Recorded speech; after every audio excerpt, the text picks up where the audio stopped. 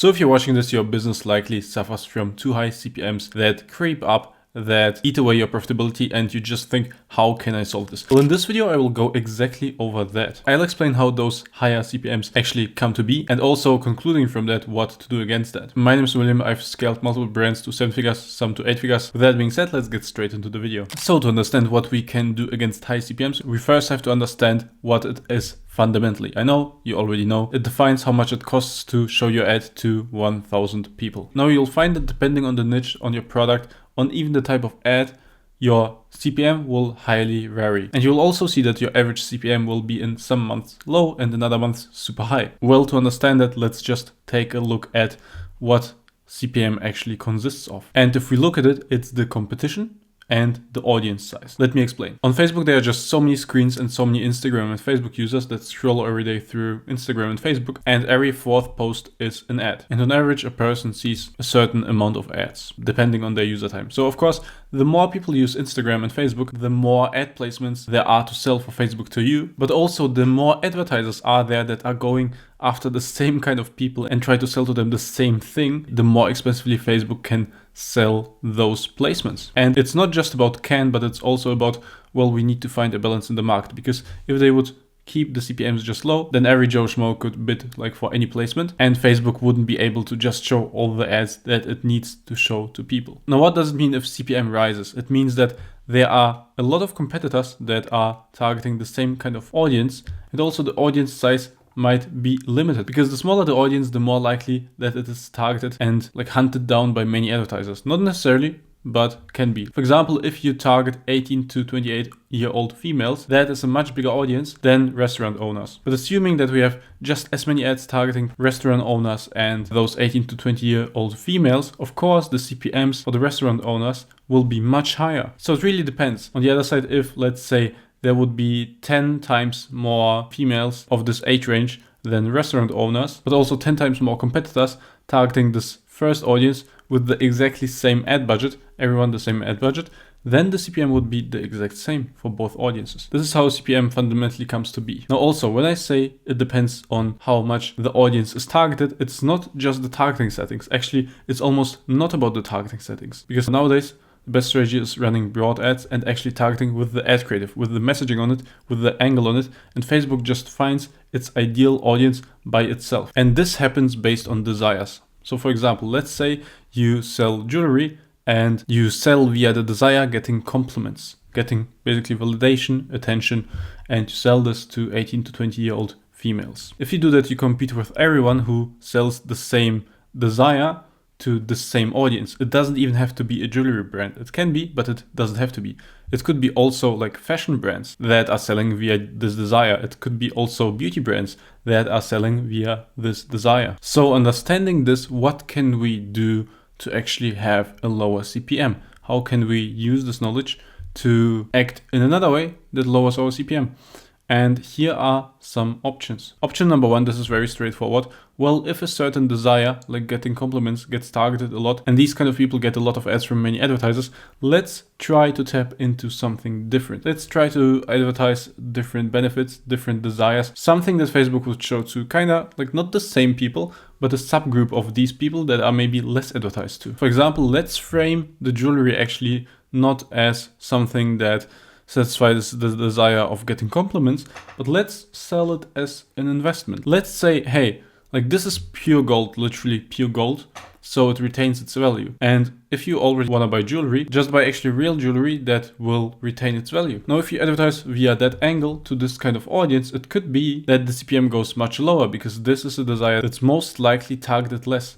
At the same time, you have to consider though, okay, how big is that audience size? Jewelry as an investment, is that something that the broad market wants or not? If the audience size gets, by targeting that desire, that much smaller, that there are just not that many people to target, and then advertisers go after those people as well, then it might be that the CPM actually rises. So you kind of have to experiment with it and see, okay, what kind of messaging or like what kind of targeting is actually less expensive. The second solution is try to broaden the audience. And again, this doesn't necessarily mean in the ad settings, but in general, have a broader message that appeals to the mass. That way, Facebook has way more people to target. Those people are not that much targeted by other advertisers because there's just more of them and their screen placement is basically less expensive. And this is how you can decrease CPM. The only problem with this is though that, well, if you make the message very broad, it might reduce CPM, but it might increase your cost per acquisition and your cost per purchase. Because a very specific message is very good at converting. On the other hand, a very broad message might be cheap to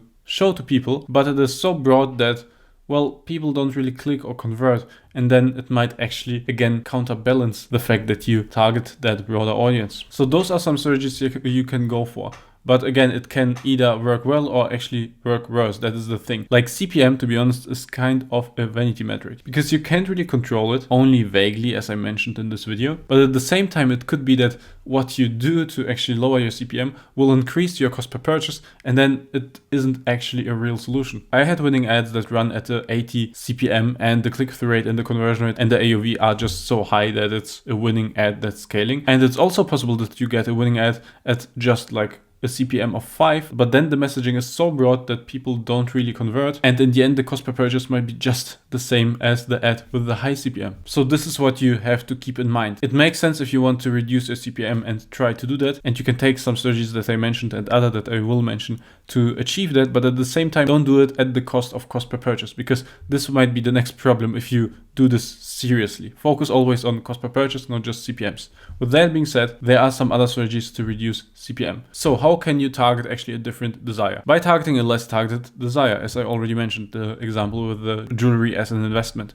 by broader messaging, although that can also damage your cost per purchase. Also by this one actually, static ads versus video ads. It's very interesting, but static ads have way more like real estate on social media. They can be placed in many different places, while video ads don't have as many placements actually. So what does that mean for CPM? Well, if the available placements are more scarce, then that means of course that the cost for it is higher, because assuming that the market runs 50% statics, 50% videos, but there's less placement for videos, well then of course the video placement will be more expensive, and this is actually very visible. You will see that your videos actually cost more in terms of CPM.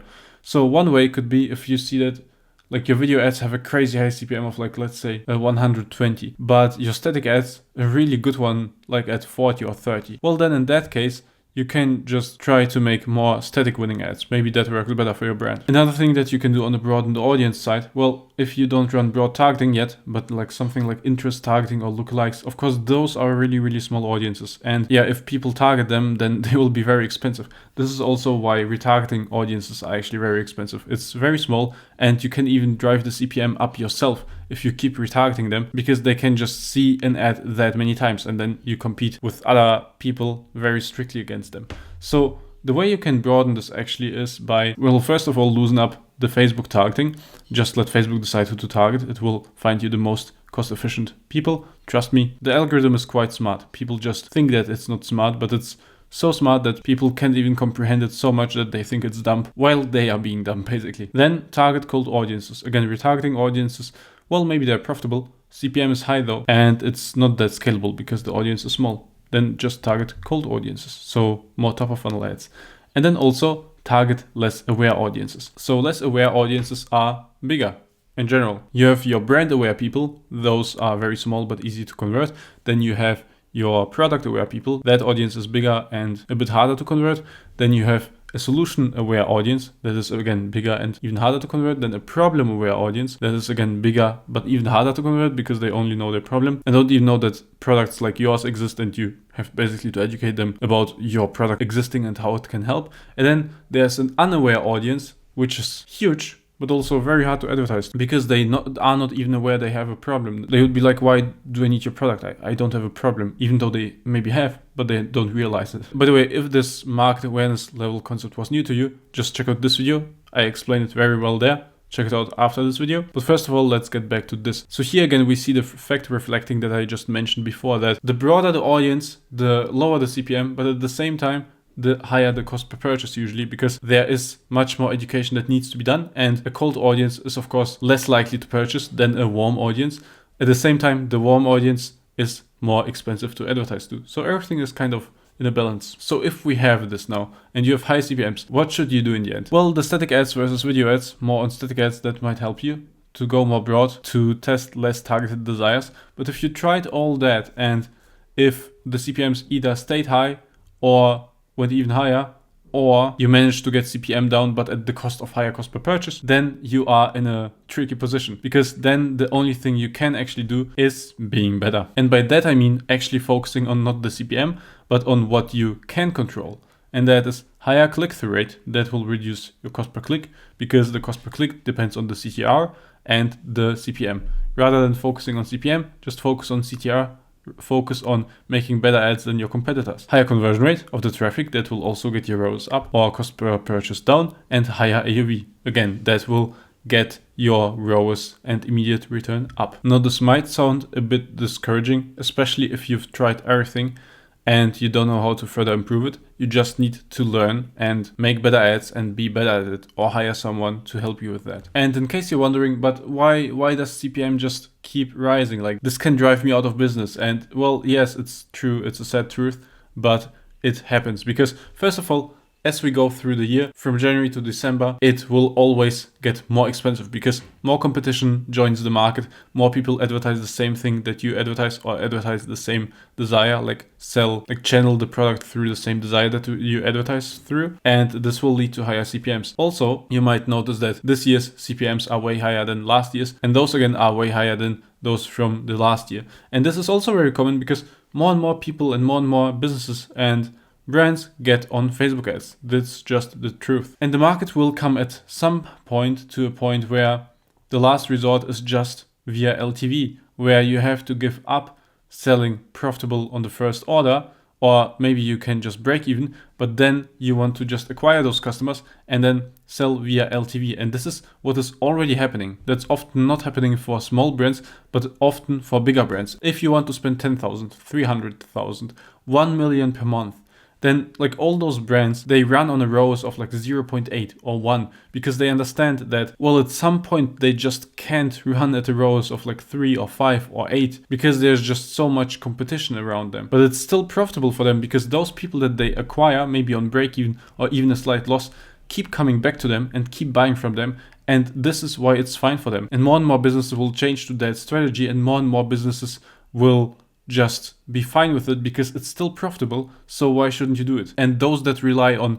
the first purchase profit, those will be actually driven out of the market, as the people that are fine with LTV profitability keep increasing spend and keep increasing CPM for everyone basically. However, now the good news, there's still hope, because this keeps happening, but at the same time, so many ads that are out there in the market are just basically wasting real estate on people's screens, and they are just so bad, and they can be way better. So usually if you are just better and focus on better ads that get you a way better cost per click, that will get you a way better click-through rate, that get you a traffic that converts way more likely with a higher AOV, then you're just fine. So focus on that. And if you need someone to help you with that, click the first link in the description. This is exactly what I do. I have a small team making performance ads for e-com brands and also helping them with overall strategy and media buying. If you're interested in that, just book a call. Let's discuss how I can help you. Also, if you want to learn all the systems that you need to run high-performing Facebook ads, I've done an explanation video about it here. Check this out. It will be probably very helpful. Cheers.